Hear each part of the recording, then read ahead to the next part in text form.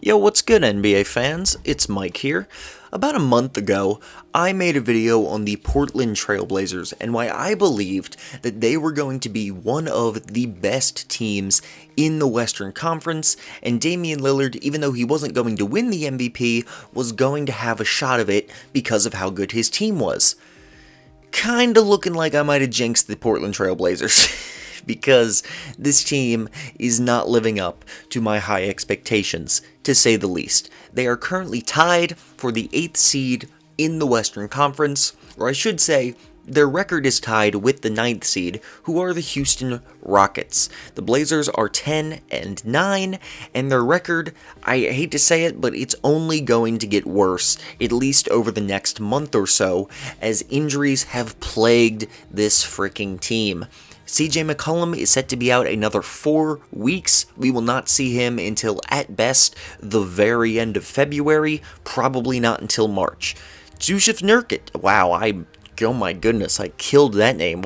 First of all, you don't pronounce the J in his name. Second of all, I tried to pronounce it as a G. Jusuf. What am I saying? Jusuf Nurkic, because I know how to say this man's name, is out with a broken wrist. He is expected to miss at least 8 weeks as of right now. We will not see him until the end of March.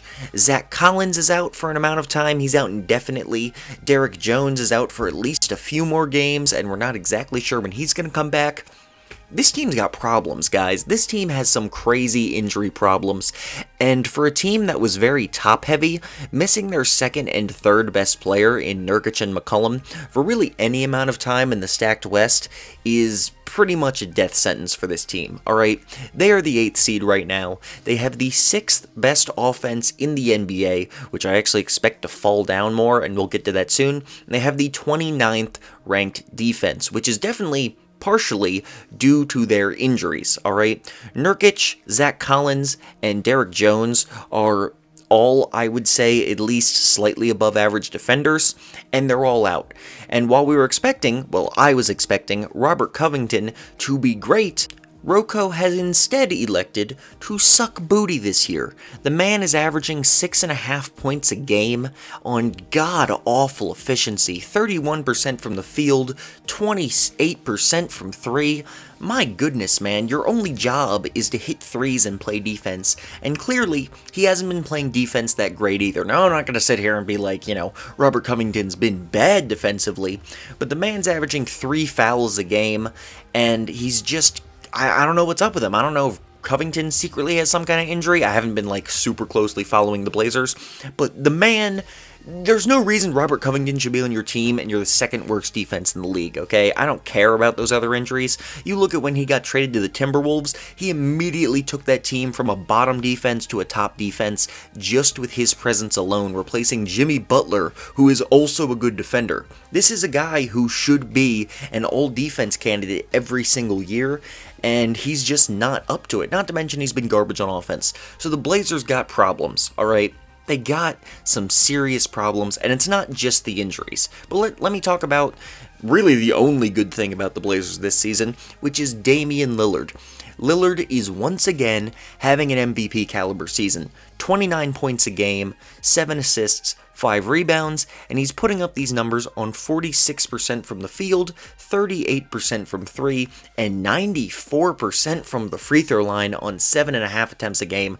Very, very good numbers, and yet not as good as you would hope.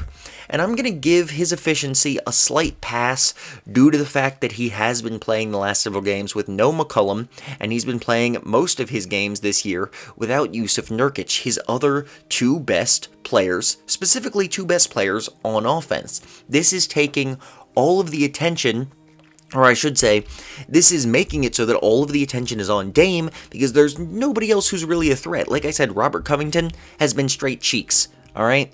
Gary Trent, he's fine, 12 points a game, he's actually doing pretty efficient, but he's not some offensive superstar here, Carmelo Anthony, same thing, 12 points.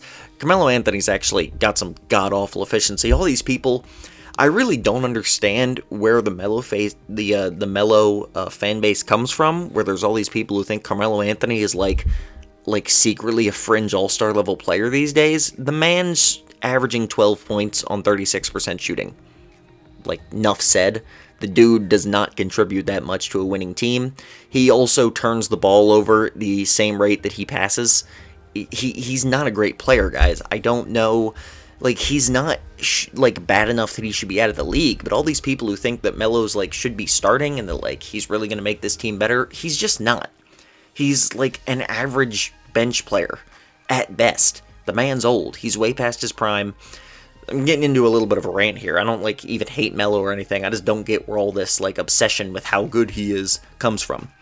Nurkic is out, CJ McCollum is out, and those two guys are huge for this team. Nurkic is by far their best rebounder. He averages 3 assists a game. He scores. He just kind of does it all. He's a decent defender. Guy's hella important for this team. CJ McCollum was in the middle of the best season of his career. Over 13 games, he was averaging 27 points a game and 5 assists on 44% from 3 with 11 attempts a game and 47% from the field. Dude was crazy. You could make the argument that he was actually better than Dame to start this year. Now, I would not make that argument. I still thought Dame was a little bit better because of, more passing and more difficult shots overall, but still, McCollum was going off, okay? Back to the bench though, guys who are actually playing. Enes Kanter, Rodney Hood, Fernie Simons, they're fine players, I guess, but Enes Kanter is forced to be the starting center now. Enes Kanter is not a starting caliber center, okay? Sorry, if there's anyone who likes Enes Kanter. I don't know if there is, but Enes Kanter should not be starting for your team at center. 11 points, 10 rebounds, 60% from the field, yeah, but he's a terrible defender. He can't shoot whatsoever outside of the paint. He does nothing for you. Rodney Hood has fallen off a cliff. I don't know what's going on with him, but he's only averaging 4 points a game right now. Fernie Simons, a bunch of people are really high on, and he's, fine, but he's still a really young guard. He's very unpolished. 8 points a game on 40% shooting. He's not, saving this team. He's absolutely no replacement for CJ McCollum. So basically, there's 3 quote-unquote, 3 starting-level players on this team in Dame, Covington, and Gary Trent, and Robert Covington has been shit. So you've basically got 2 starting-caliber players on this team, and that's it right now. That is a terrible, terrible team, and it's why the Blazers have been a terrible, terrible team. They have not been good. I think their record is about to plummet. First of all, the defense. Alright, their defense is terrible, and the worst part about that is when CJ McCollum comes back, it's probably going to get worse because CJ McCollum is also an awful defender. Dame and CJ combined to be the worst defensive backcourt in the NBA. It's really pathetic how bad they are on defense, and that's the main reason I don't think Damian Lillard would have won the MVP, even if he did manage to lead this team to a great seed, because he's just so awful on defense, it really hurts them, and unless you're literally Steph Curry, it's very difficult to win an MVP when you're that bad on defense.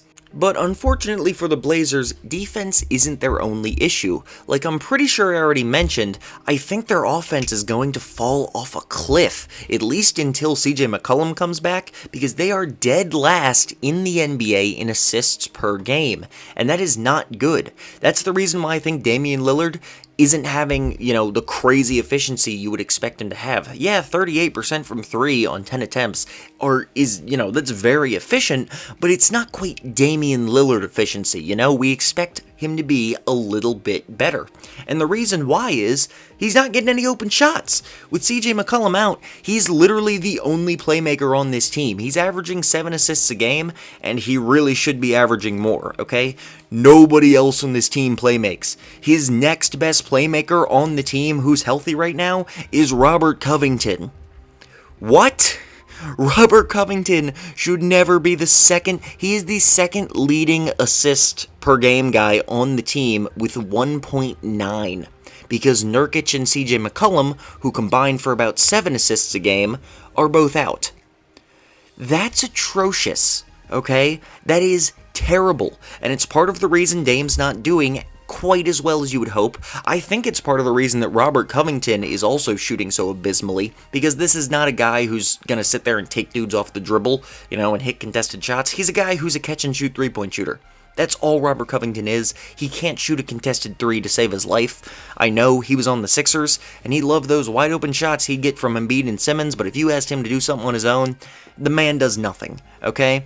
Derrick Jones Jr., when he comes back, like saying, you don't really have anybody else creating offense for other people. Gary Trent can score on his own decently, but he's not getting anyone else open shots. Carmelo Anthony, hella inefficient at this point in his career. Like I said, he's just not that dude anymore. Enes Kanter can't do anything outside of the paint, and even what he can do in the paint isn't amazing. Rodney Hood's having a down year. I don't know what his deal is. He needs to get it together. Fernie Simons is young. I've been over all this, okay? This team desperately needs playmaking, and they desperately need defense. And, you know, even when their other guys come back, even when McCollum and Yusuf Nurkic come back, I don't know if it's enough, because McCollum's going to be missing a month. Yusuf Nurkic is going to miss another 2 months. Who the hell knows when Zach Collins is going to come back? They may just dig themselves too deep into the pit of the Western Conference, alright? The Houston Rockets are going to pass them any day now. They've been doing great with Victor Oladipo, and they're going to be out of the playoffs. And the Dallas Mavericks are 8-13. They've been on a 6-game losing streak. Now, they have their own problems. I may make a video about them soon, but I think because of the Blazers' injuries, I fully expect the Dallas Mavericks to come back and pass the Blazers and get into the playoffs. So it's looking like right now, unless there's some kind of insane late playoff push and the Grizzlies just hella fall off, because the Grizzlies are the 4th seed right now. I didn't even realize that. I realized they were in the playoffs, but before right this second, I didn't realize they were the freaking 4th seed. But they've also missed a bunch of games because of like COVID protocol and all that crap. Unless the Grizzlies just fall off a cliff and another team falls down, I don't see a way the Blazers are able to get it together enough to get in the playoffs. I really think, and it makes me sad because I want to see them in the playoffs. I think this could have been a great team. I don't think the Blazers are going to make it. It's tough. Injuries are brutal. They've hit a lot of teams this year, but I don't think any team, except maybe the Wizards, I don't know. I would say I don't think any team's been hit as badly as the Blazers right now. The Blazers have been cooked by injuries, and I think it has taken away their chance at making the playoffs this season, unfortunately. So, yeah, that was a depressing ending to the video. But, you know, the bright side, Dame is still good, Blazers fans. Sorry, I don't have anything happier to end on for y'all, but I hope you enjoyed anyway, even though I just talked about why your team isn't making the playoffs. And if you did enjoy, please like the video and subscribe to my channel. I would really appreciate it. I promise I'll make a happier video next time. Don't have a clue what my next video is going to be on, but I promise it'll be a little bit less depressing than this one. So once again, please like and subscribe. I'd really appreciate it. And thank you so much for watching. Have a great rest of your day.